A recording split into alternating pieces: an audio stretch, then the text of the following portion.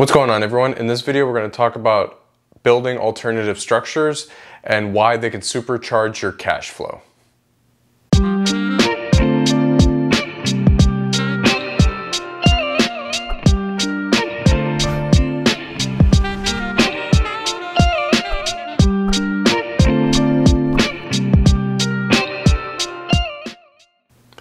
Welcome back, everyone. So alternative structures, what does that mean? So alternative structures are any type of property outside of the normal stick-built home that you can go out and rent as a short-term rental.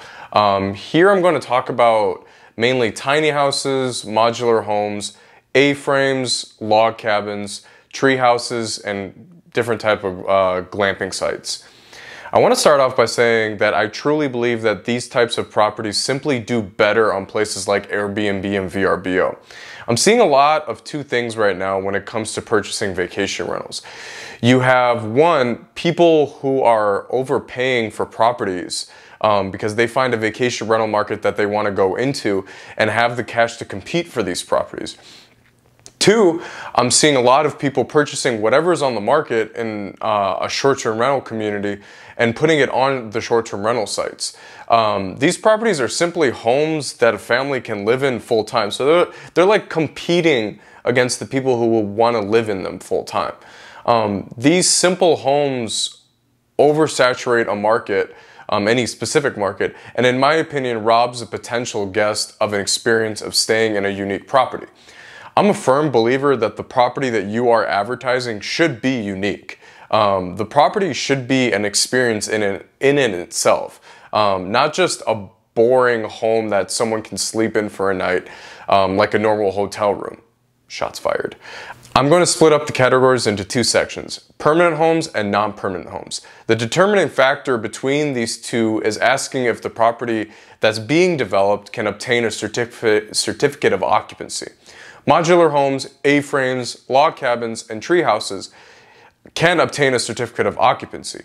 Non-permanent are going to be the tiny house on wheels and different types of glamping scenarios, which I'll talk about closer to the end of the video. The reason I have stuck to permanent structures over non-permanent structures is the resale value. It is simply easier to sell a home with a certificate of occupancy compared to something like a glamping business. With the glamping business, you'll have to sell the whole company, and even if you can find a buyer, you're not really selling real estate. You're selling a business's cash flow. So I hope you know the difference between those two. If I need cash, or if a property has appreciated significantly, then I have the option to sell off some of my homes compared to selling off the entire business, which will take longer. With a home that has a certificate of occupancy, you can also take advantage of appreciation with the home, increasing in value and depreciation as a paper loss when it comes time to do your taxes for the year.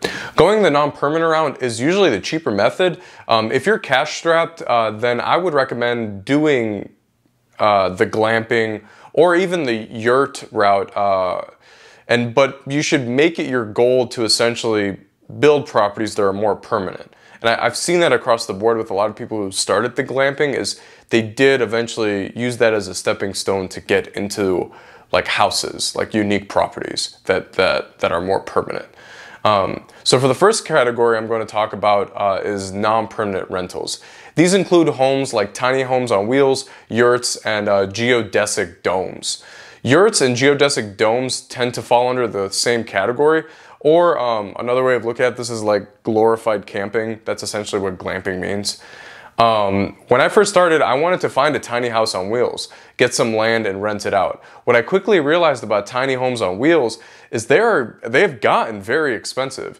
If you go online and try to find a builder that specializes in one of these, you could easily pay $80,000 to $120,000 for these homes. At that price, you can build a stick-built home that's essentially a tiny house that is permanent, and it could be resold way easier than trying to go the tiny house on wheels route.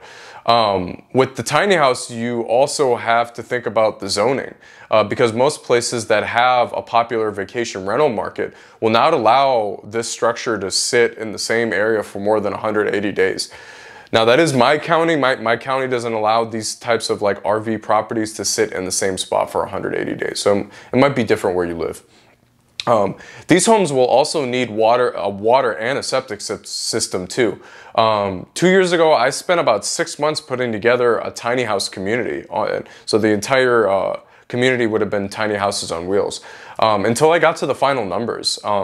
It would have cost me almost the same thing to do these homes with my GC on permanent foundations than get them built by a tiny house on wheels builder. Which was crazy. These types of homes, like I've already mentioned, are essentially RVs, and they don't appreciate and value the way normal homes do. If you do know someone, or if you have the land to put one of these on it, it can be a good stepping stone to something more permanent.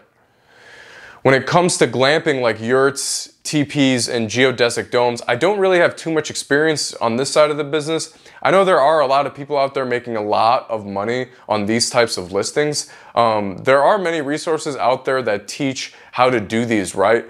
I'm not going to sit here and sort of tell you that this is a bad idea. Just know that it does take some sort of money. Like anything else. Some of these glamping spots cost anywhere between $20,000 to $60,000 a site. You have to think about how also you're going to supply water, and also how you're going to handle people going to the bathroom. This is why I prefer the unique permanent homes over the non-permanent options. Another huge thing to think about is when it comes time to insuring your vacation rental. No vacation rental company or insurance agent will even touch a non-permanent structure. That means if someone gets hurt on your property, you'll be held liable. For the permanent structures I'm going to talk about, even the tree houses, you'll be able to have the home insured properly. So now I'm going to talk about more permanent structures. The first permanent structures I'm going to talk about are modular homes and log cabins. I've decided to put these two together because I recently found a local builder about an hour away that sells these log cabins that are essentially modular homes. When they're fully built, they look exactly like a log cabin, and your guests will never be able to tell the difference. The reason I like these is because they can be built off-site while things like the foundation work is done at the land. These homes are built in a covered, temperature-controlled facility, so you don't have to worry about things like rain delays. I recently purchased 2 of these cabins that are going up this year, and I couldn't be happier with the results so far. Another reason I'd like to recommend going with log cabins, even if you can't get them built as modular homes, is that log cabins do very well on short-term rental sites. They tend to be the first homes that are usually rented out in a specific market. And they do well in almost any type of environment. They do well on top of a mountain, which is what we do, in the woods, which is sort of what we do as well, mountains in the woods, and in snowy areas. The 2 places I can think of that would not do well is the city and also beachfront property. However, they will do fine on a lake, because you see a whole bunch of like homes like that are log cabins that are on lakes that get rented out really well. The second type of permanent home I'm going to talk about is A-frames. Now, the first project that I developed was an A-frame. And what I'm seeing across the board is these types of properties are essentially killing it on the short-term rental sites. We are currently building 4 A-frames in the next 2 years. And I'm very, very excited to how these are going to be doing on the sites. These types of cabins tend to hold their value well as well. We are stick building all of these homes from scratch. There are options where you can buy kits and have them shipped to your job site. But what we have found is there are specific things that we like in our cabins that the kits simply couldn't allow for, like a mechanical closet and like a maid closet for some of the smaller A-frames.